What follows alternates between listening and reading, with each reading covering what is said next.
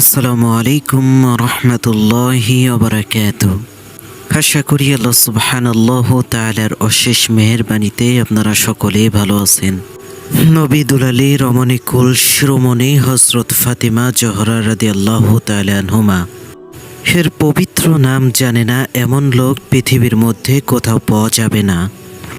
এ কথা সর্বজন স্বীকৃত, কেননা তার সঠিক পরিচয় সম্পর্কে প্রতিটি মুসলমান জানার কথাও, যেহেতু তিনি হলেন সাইয়্যিদুল কাওনাইন, পেয়ারা নবী হযরত মুহাম্মদ সাল্লাল্লাহু আলাইহি সাল্লামের পবিত্র দেহের অংশ, নয়নের মণি এবং তার কলিজার টুকরা।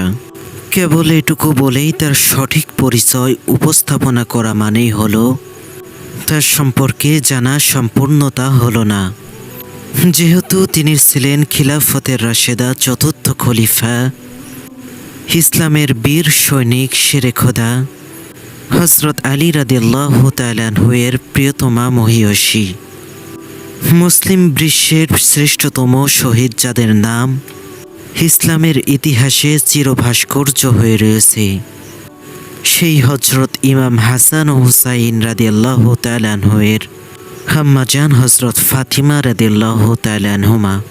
হাদিসের এক বর্ণনা হতে জানা যায়, নবী নন্দিত খাতুনে জান্নাত হযরত ফাতিমা জোহরা জান্নাতি রমণীকুলের সর্দার বলে সকলের কাছে পরিচিত থাকবেন। অন্য এক হাদিসে বর্ণনা থেকে জানা যায়, প্রিয় নবী সাল্লাল্লাহু আলাইহি সাল্লাম বলেছেন, জান্নাতি নারীদের মধ্যে 4টি নারী সর্বশ্রেষ্ঠ। তারা হলেন ইমরানের কন্যা বিবি মরিয়ম, মুজাহামের কন্যা বিবি আসিয়া, খুয়াইলিদের কন্যা বিবি খাদিজা এবং মুহাম্মদ সাল্লাল্লাহু আলাইহি সাল্লামের স্নেহের দুলালী রমণীকুলের শিরোমণি হযরত ফাতিমা রাদিয়াল্লাহু তাআলা আনহুমা। প্রখ্যাত হাদিস গ্রন্থ বুখারী ও মুসলিম শরীফের হাদিসে উল্লেখিত আছে, নবী সাল্লাল্লাহু আলাইহি সাল্লাম বলেন, আমার কলিজার টুকরা, নয়নের মণি হযরত ফাতিমা হলো আমার দেহের একটি অংশ। তাকে যেজন রাগান্বিত করলো, মনে রাখবে সে যেন আমাকে রাগান্বিত করলো এবং আমার সাথে সম্পর্কের অবনতি ঘটালো।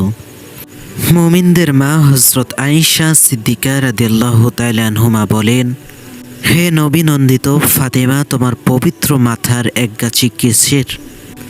গাছি কেশের মর্যাদা নিয়েও যদি আমি জন্ম নিয়ে এই ধরাধামে আসতে পারতাম, তাহলে আমি নিজেকে গর্ব মনে করতাম।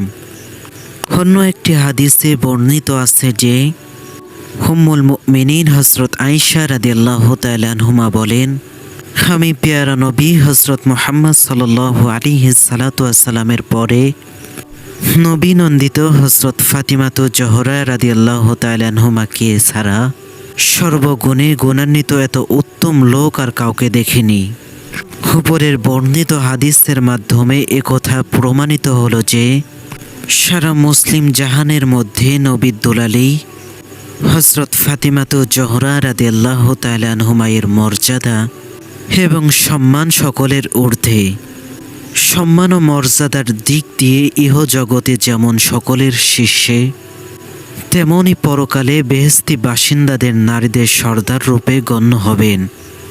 ফাতিমা রাদিয়াল্লাহু তাআলা আনহুমা কেবল প্রিয় নবী সাল্লাল্লাহু আলাইহি সাল্লামের স্নেহের দুলালী ও কলিজার টুকরা ছিলেন। কলিজার টুকরা ছিলেন বলেই সম্মান মর্যাদার দিক দিয়ে সকলের শীর্ষে, কিন্তু একথা বলা ঠিক হবে না, কেননা তিনি ছিলেন ধর্মজ্ঞানে, গুণে, চরিত্রে, মহিমায়, ইবাদত বন্দেগীতে, ত্যাগ সাধনায়, কষ্ট সহিংসতায় সকল নারীদের ঊর্ধ্বে। তার মধ্যে সর্বগুণের সমাহার ঘটেছিল বলেই তার সম্পর্কে হাদিস শরীফে বর্ণিত হয়েছে। হযরত ফাতিমা রাদিয়াল্লাহু তাআলা আনহুমা প্রিয় নবী সাল্লাল্লাহু আলাইহি সাল্লামের দরবারে কোনো প্রয়োজনে আগমন করলেও নবী সাল্লাল্লাহু আলাইহি সাল্লাম তার মর্যাদা ও সম্মানার্থে এগিয়ে গিয়ে তার হাত ধরে নিয়ে এসে নিজের কাছে বসতে দিতেন এবং বসার সাথে সাথে স্নেহ মায়া মমতার বন্ধনে আবদ্ধ হয়ে হাত ও মাথায় স্নেহ চুম্বন করতেন।